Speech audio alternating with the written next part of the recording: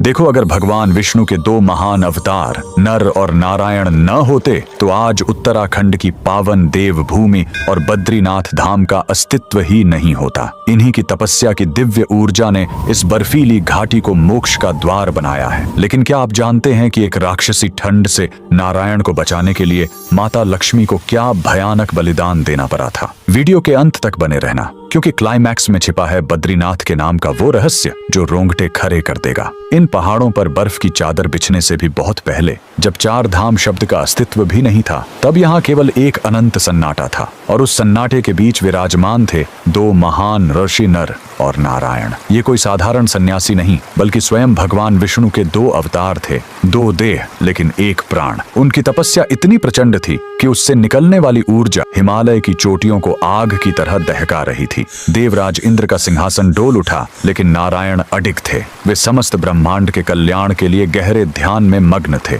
पर उस समय हिमालय की स्थिति किसी खूंखार राक्षस जैसी खौफनाक थी। हड्डियां गला देने वाली वो राक्षसी ठंड, जिस्म को चीरती हुई बर्फीली हवाएं और अंतहीन बर्फबारी। धीरे धीरे नारायण का शरीर बर्फ की परतों के नीचे दबने लगा था। वैकुंठ में बैठी माता लक्ष्मी से अपने स्वामी की यह दशा देखी नहीं गई। वे उस जमे हुए मरुस्थल में अपने आराध्य को खोजने निकल पड़ी। जब उन्होंने नारायण को उस कातिल ठंड के बीच गहन समाधि में देखा तो उन्होंने एक ऐसा निर्णय लिया जिसने इस पूरी घाटी का इतिहास बदल दिया। माता लक्ष्मी ने स्वयं को एक बद्री यानी बेर के विशाल वृक्ष में बदल लिया। हजारों वर्षों तक वे एक छतरी बनकर नारायण के ऊपर अडिग खड़ी रहीं। वे उन पर गिरने वाली हर बर्फ को, हर तूफान को खुद पर झेलती रहीं। माता के उस निस्वार्थ बलिदान ने नारायण को उस विनाशकारी ठंड से बचाए रखा। जब युगों बाद नारायण की समाधि टूटी तो उन्होंने देखा कि माता लक्ष्मी खुद बर्फ से पूरी तरह ढकी हुई हैं, क्योंकि माता बद्री वृक्ष बनकर उनकी रक्षक बनी थी। इसलिए नारायण बद्रीनाथ कहलाए, अर्थात